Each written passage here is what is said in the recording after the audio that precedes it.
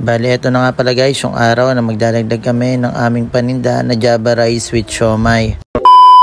Bali, dito nga pala guys kami bumili ng bigas kay Boys Joycey. Okay na okay dito. Siyempre guys, pati mantika ay bumili na nga rin pala tayo. Gawin nga pala namin guys, nag-deliver kami dito kala Sir Mayen. Dito sa police headquarters ng Cabanatuan City. Yung panahon kasi natin guys ngayon nag-uulan. Kaya guys, humanap pala ako ng panibago namin tent na gagamitin. Guys, yung mga nagda-dine in na hindi guys nababasa. At syempre, para may silungan din yung iba. Bago nga pala kami guys magbukas, inayos ko na nga pala muna yung tent bago namin kunin yung aming mga paninda. Tapos nun guys, pumunta nga pala ako guys sa may Good Samaritan Hospital para mag-deliver dito. Pagpasensyahan nyo na po yung boss ko at tinablan po tayo ng lagnat guys. Tapos guys, kinuha ko na nga pala yung pinagawa namin bagong tarpaulin. Bali, nagpagawa nga pala guys yung tarpaulin, yung kapatid kong babae. Siya nga pala guys yung may contact dito. Pagbalik ko nga pala guys, marami pa rin guys kumakain na dine-in dito sa pwesto natin. Syempre guys, may mga customer din tayo na sumubok sa ating coin challenge na lemon. Grabe, ang ganda nga pala guys ang ating tarpaulin. Yung magjowa na to guys, na super suki natin yan. Approve na approve daw ang ating Java Rice with Siomai. So yun guys, nabitin nga pala sila sa Java Rice kaya umorder pa ulit sila ng kanin natin. Sobrang solid nga raw ng kanin natin dito. Bali guys, ito nga din pala yung araw na nagpamigay tayo ng free mais on fire sa lahat ng mga bumili ng ating Jumbo Siomai. Maraming salamat nga pala guys kay Papawis Basketball sa palaging pagsuporta niya sa atin. Itong sila ma'am, nagulat pa nga at may libre pa raw tayong mais. Sa mga customer nga pala guys namin na hinahanap kami, matatagpuan nyo nga pala guys yung aming pwesto sa may tapat na malaking tore. Bali, dalawang tent po yung gamit namin na kulay dark green. Tapos guys, katabi namin yung XL team puti. Sa mga naghanap nga pala guys, yung sticker natin guys, meron na nga pala tayo ulit. Tarot nga pala kay paring Open na nadalas na rin mabili.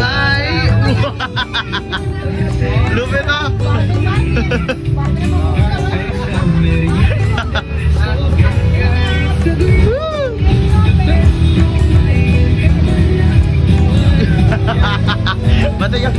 Matigas na yung katawan.